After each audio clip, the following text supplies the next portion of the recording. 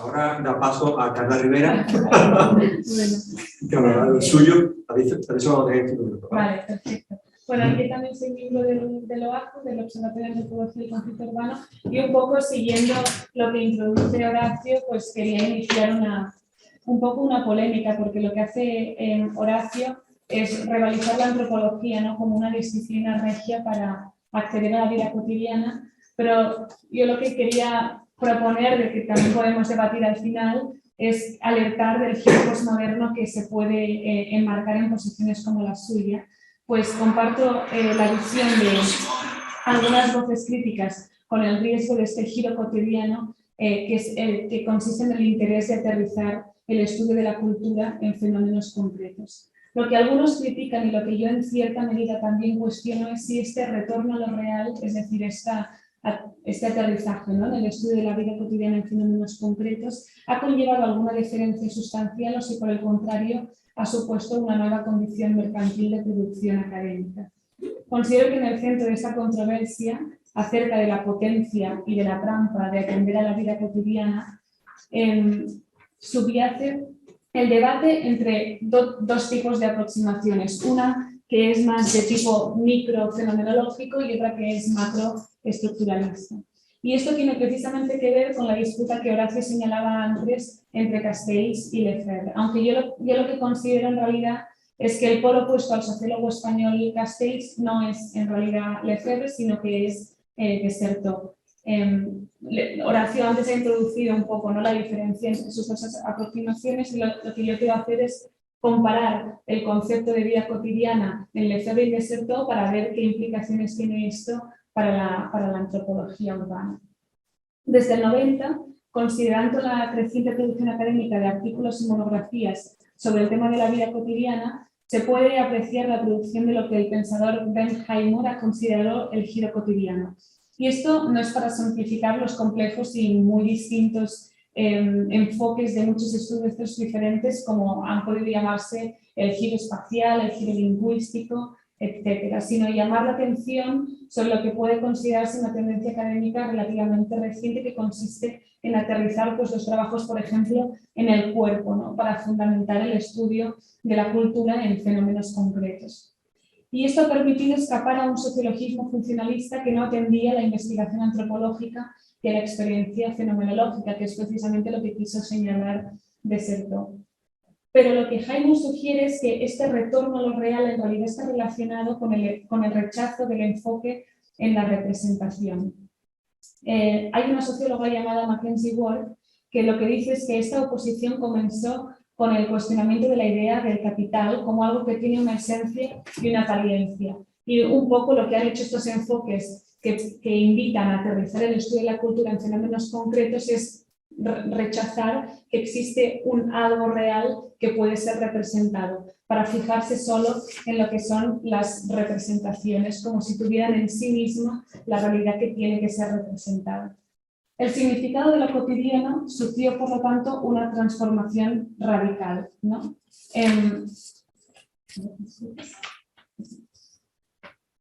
Sin embargo, es controvertido si esto ha supuesto o puede suponer alguna diferencia sustancial, es decir, la crítica que los enfoques fenomenológicos han hecho a los enfoques más estructuralistas es que no estaban atendiendo a esta experiencia del espacio, ¿no? Lo que pasa es que, como señala John Roberts, un pensador, filósofo, sociólogo o antropólogo, dice que la expansión de lo cotidiano como lugar de libertad interpretativa, actividad cultural y placeres populares ha dado lugar paradójicamente a la creciente disolución de su contenido revolucionario como significante de la democracia cultural. Como explica John Roberts, la narrativa de los estudios culturales contemporáneos dice que lo cotidiano se originó en los primeros escritos de Lukács y de Heidegger como equivalente a lo inauténtico. Sin embargo, con la Revolución Rusa, el término de vida cotidiana comenzó a entenderse como un ámbito con una esencia contradictoria inmanente. Lukács comenzó entonces a cuestionarse a sí mismo al abrazar la inmanencia crítica del término, y a partir de entonces lo cotidiano se convirtió en el orden de las cosas en el que la revolución debía hacerse y rehacerse, y por lo tanto en el punto de atracción generalizado para la crítica de la ortodoxia marxista. Esto coincidió precisamente en la década de los 20, que fue el momento en el que comenzó la eufórica reinterpretación del marxismo como una teoría de la praxis revolucionaria. Esto es, los orígenes del marxismo como una hermenéutica cultural. Y en el centro estaba el retorno a Hegel, a la dialéctica y al problema de la agencia social, para lo cual lo cotidiano se convirtió en el campo clave donde la teoría y la práctica precisamente podían encontrarse. Se convirtió en el lugar común donde reconocer la alienación de cada uno y la base para su eventual superación. Lo cotidiano dejó entonces de entenderse como lo inauténtico, ya no es lo que Lukács y Heidegger consideraban como lo que debía revalorizarse y superarse, o lo auténtico, sino pasar a significar el orden temporal y espacial conflictivo, tanto inauténtico como auténtico, en el que basar el análisis de los efectos de la modernización y el despertar de la conciencia social. Entonces, lo cotidiano sufrió una gran evolución, pasó de ser lo auténtico o lo inauténtico a este espacio conflictivo en el que hacer una crítica de la vida cotidiana. Y en este momento es en el que surge Henri Lefebvre en Francia, Gramsci en Italia y Benjamin en Alemania. Siguiendo la filosofía de la praxis destinada a unificar la dinámica de la conciencia de clase con la dimensión espaciotemporal del capitalismo, tanto Lefebvre, Gramsci como Benjamin desarrollaron un análisis cultural de las contradicciones de los objetos concretos y los sujetos vividos. Así, el contenido productor de significado de la fenomenología de la experiencia capitalista cotidiana se convirtió en el espacio de la crítica política y la interrupción estética. Todos ellos se comprometieron a recurrir al contenido oculto y microscópico de la experiencia cotidiana como forma de escapar de la totalización de la razón y de la filosofía sistemática. Entre otros, ese es el momento de aparición de los situacionistas, de Deserto, y entraron entonces todos estos en escena, a pesar de todas las diferencias políticas. Todos lo que quisieron hacer era una revalorización de la noción de lo cotidiano como un recuerdo irreductible de aquello que abre la razón a sus límites históricos actuales, el lugar donde el deseo se adhiere a lo irreductible como razón en sí mismo. Y es en los años 70 y 80 precisamente lo que impulsó el auge de las teorías del sujeto que identifican la agencia con el desplazamiento de lo simbólico. Con la industrialización y la urbanización masivas en Europa de los inicios del siglo XX, la producción y el consumo de cultura se convirtieron entonces en factores claves del proceso de acumulación de capital. Alrededor de los 30, en Francia de la posguerra, esto suscitó voces críticas contra el estado interno de las transformaciones disciplinarias locales, como la del marxista humanista Lefebvre, que reivindicó la importancia de una hermenéutica fenomenológica como alternativa a la antropología abstracta y al pensamiento identitario proletario del marxismo ortodoxo en cuestiones culturales.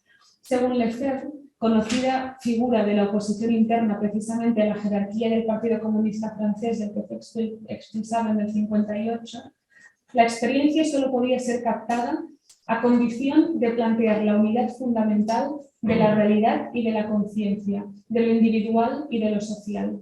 Y esto fue el punto de partida que impulsó su conocida crítica a la vida cotidiana, que da en gran parte nombre a esta mesa, que publicó en 3 volúmenes, que estaba destinada a promover un mayor conocimiento de las condiciones de vida actuales en el marco de la modernización. Y de ahí su conocida cita, y cito: el hombre debe ser cotidiano o no será en absoluto. Lo que quería decir Lefebvre es que la emancipación debe partir de la autoconducción común de la vida cotidiana, ya que, y como dice él, los días se suceden y se parecen y sin embargo todo cambia. Lefebvre intentó así mostrar que lo cotidiano no debe seguir siendo desdeñado, ¿no? Como intentaron al principio hacer Heidegger y Lukács, por ejemplo. Y este se convirtió también en el principal problema de Michel Desertot. A pesar de sus importantes diferencias entre ambos, que voy a intentar señalar, lo que querían hacer era liberar el potencial de la vida cotidiana del discurso científico. Para Lefebvre no se trataba solo de que las fuerzas sociales den forma a nuestra vida cotidiana, sino de lo que hacemos con ellas a través de la forma en la que las vivimos. Y para Desertot, que de hecho así lo mencioné en una nota de página en la práctica de la vida cotidiana, esto convirtió a Lefebvre en su fuente principal. Para ambos, los sistemas tecnocráticos nunca llegan a triunfar del todo. Siempre hay un desafío constante y obstinado que se encuentra ahí abajo. De hecho, por eso Lefebvre ya se refirió al nivel de táctica y a las fuerzas de sus relaciones como aquellas fuerzas que buscan su momento de aprovechar la oportunidad, lo cual es clave para comprender el estudio de Dessertaux sobre lo cotidiano. Ambos trataron de sacar a la luz aquellas apropiaciones del tiempo que se convierten en claros puntos de ruptura dentro de la aparente miseria de la vida cotidiana.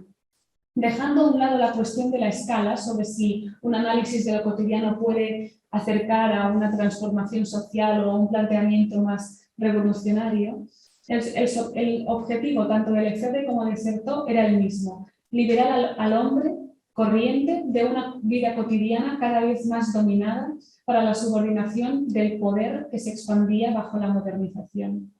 Inspirado en la concepción del espacio social de Lefebvre, Dessertaux radicalizó, sin embargo, las funciones interpretativas de los individuos, a quien llamó usuarios, y profundamente influenciado por la fenomenología, afirmó que la vida de la ciudad, la constelación de las vidas que hacen a una ciudad, no está contenida en el concepto mismo de ciudad. Para Dessertaux siempre hay algo que se escapa en la cartografía de la misma ciudad. Por un mapa, los mapas ocultan el modo de producción de la ciudad, y por otro lado los mapas no captan tampoco el trabajo de las personas que se posicionan ahí abajo, en lo que él denomina táctica. Y para él esto demuestra que es imposible percibir el espacio desde una posición aislada y relativista, y le hace concluir que el espacio es un problema de perspectiva. Y cito: hay tantos espacios como experiencias espaciales distintas. El énfasis de Dessertaux en la continua capacidad inventiva del ser humano es lo que, sin embargo, lo alejó, digamos, del posicionamiento político de Lefebvre. Sobre todo porque Lefebvre, para él, lo cotidiano era dialéctico y estaba profundamente comprometido con la necesidad de pensar la totalidad.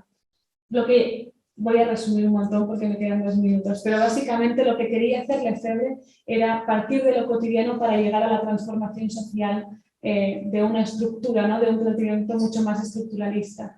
Y claro, para Dessertaux esto no era posible. Él lo que pretendía era captar experiencias micro y fenomenológicas que no tenían tanto que ver con una crítica a la vida cotidiana, sino como revalorizar lo que él llamó la cultura popular, ¿no?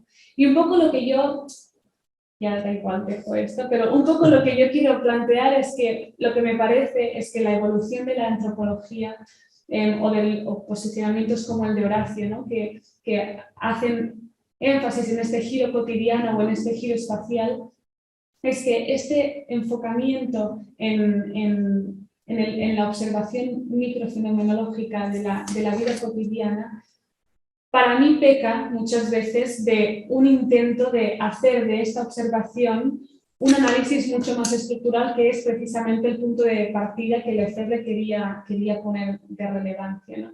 Y es lo que Cézalo un poco introduce cuando dice que hay una crisis de la antropología con una falta de teorización, ¿no? Entonces, lo que yo intentaba señalar es cómo el paso de la concepción de vida cotidiana de Lefebvre de Dessertaux implica una desvalorización del mismo surgimiento del concepto de vida cotidiana como tal, ¿no? Que era ir a la observación del espacio para acceder a esa estructura social que permita señalar cosas, esos mundos posibles, ese objeto virtual que después va a poder abrir, ¿no? Como nuevos caminos posibles. El olvido de este enfoque es el triunfo para mí de Dessertaux, de hacer de lo cotidiano una observación en sí misma que no tiene tampoco ningún interés de ir más allá, ¿no?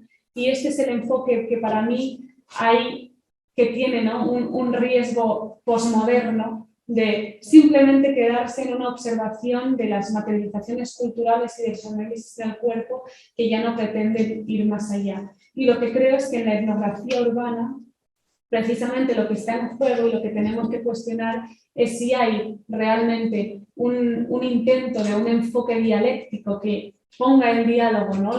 la observación de la vida cotidiana con un análisis más estructural, o si se está quedando en un enfoque dialógico que dice Cézalo, ¿no? De quedarse, pues eso, en una aterrización de el concepto de vida cotidiana en el análisis del cuerpo y que no vaya más allá. Y un poco esto es lo que yo quería introducir como polémica con Horacio, de sí, tenemos que aterrizar el estudio de la cultura en fenómenos concretos y ir a mirar a lo cotidiano, y la antropología es la vía regia para ello, pero para mí cuidado con eso, en no caer pues eso, ¿no? En simplemente observaciones microfenomenológicas que ya no tienen ningún interés de ir más allá de análisis como más estructurales. Y ya está. Muchas gracias.